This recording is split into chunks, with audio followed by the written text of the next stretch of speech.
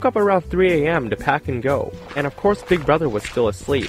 I quickly snuck into his room, got into his phone, and then swapped my mom's contact with his girlfriend's, and I got the fuck out of there. I stayed quiet about the whole thing, and only internally celebrated on the safety of the plane.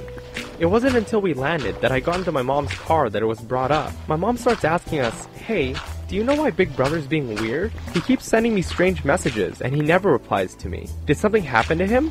I asked my mom to see the messages, and they were all innuendos and awkward things to send to your mom.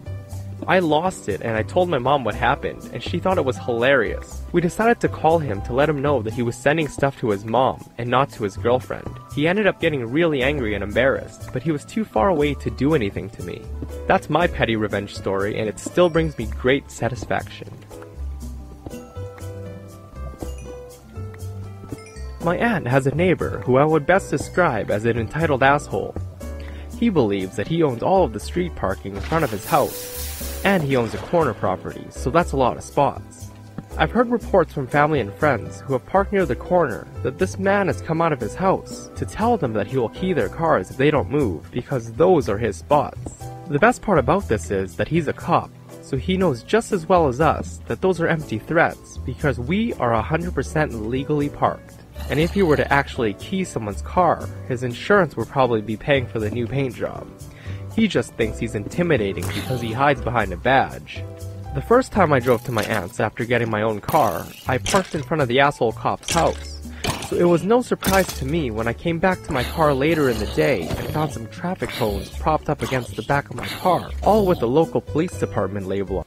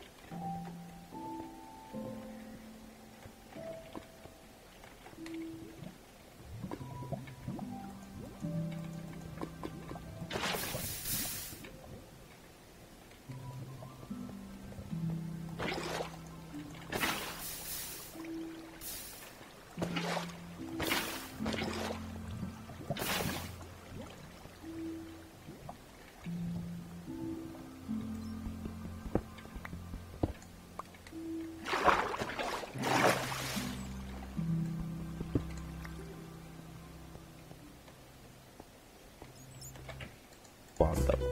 I got into the car, my mother getting into the passenger side.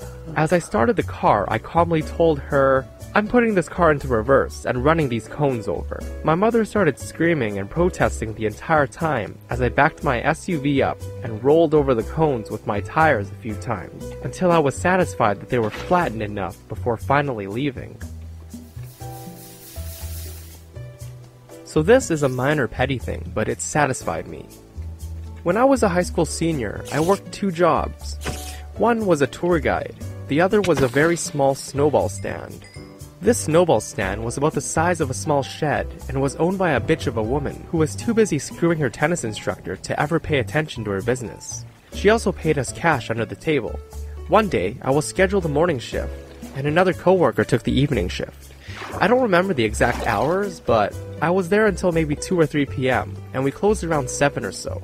Anyway, the evening shift was responsible for bagging up the deposit and bringing it to the owner's house. We'd leave it in the mailbox and she'd come get it moments later. This particular evening, the coworker forgot to take out the deposit, but locked up like normal.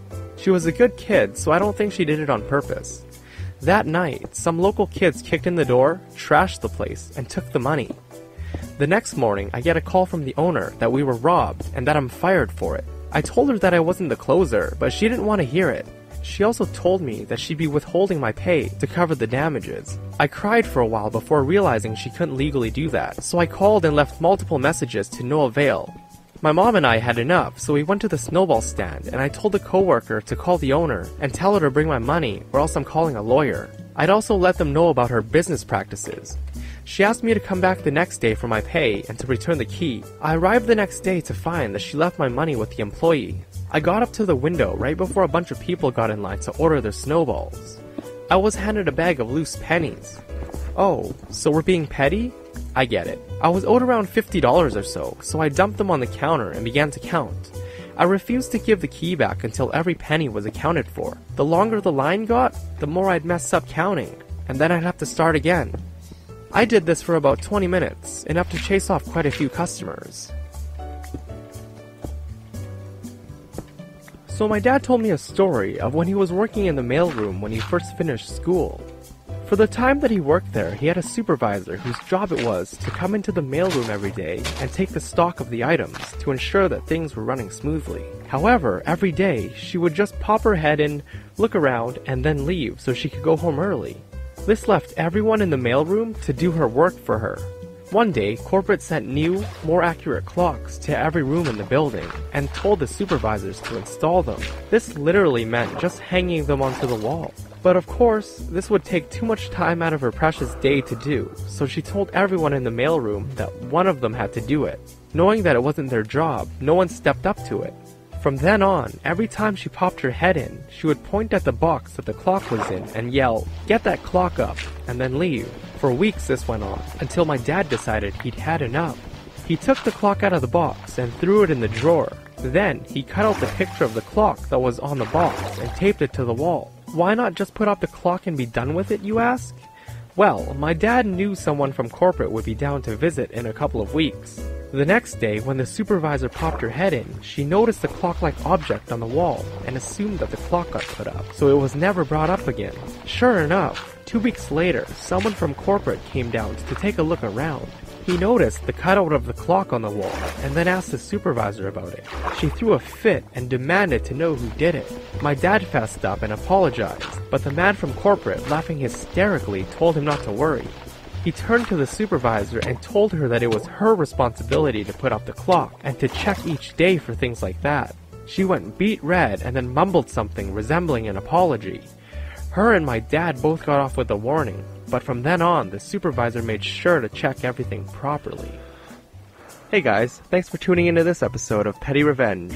If you liked the video, please give it a thumbs up and don't hesitate to subscribe. See you guys in the next one.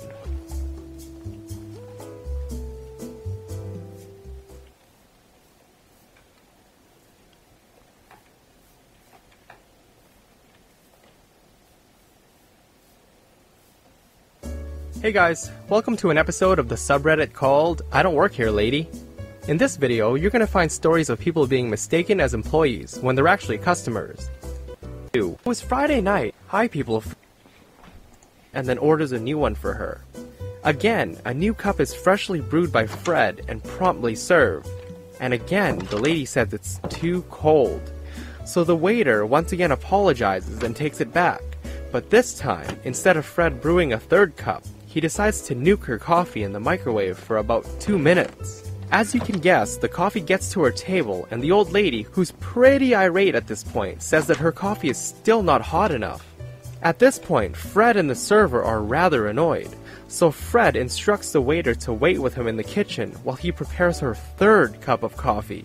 That way, it goes straight to her and doesn't get cold on the way. The waiter stands in the kitchen when Fred makes the standard cup of coffee, only this time when it's finished, he takes out a small blowtorch that's often used for searing meats or desserts, and then he starts using it to heat up the edge of the ceramic cup of coffee so that it burns to the touch. Once he felt that it was hot enough, he gestured towards the waiter to take it away quickly. I've heard this story from both Fred and the waiter. Both will tell you that there was an audible sizzle when the old lady put her mouth onto the cup of coffee. Well, I'm not certain that that part actually happened. What I can vouch for is that the woman never complained about the cold coffee at the restaurant ever again.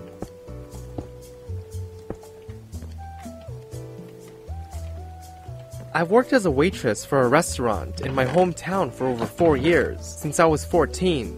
I've seen and dealt with a lot of not-so-great customers, but this woman was definitely the top 5 worst. Anyways, she came into the restaurant pretty frequently and was just one of those demanding customers. Usually, I tried my best to meet her unreasonable demands, even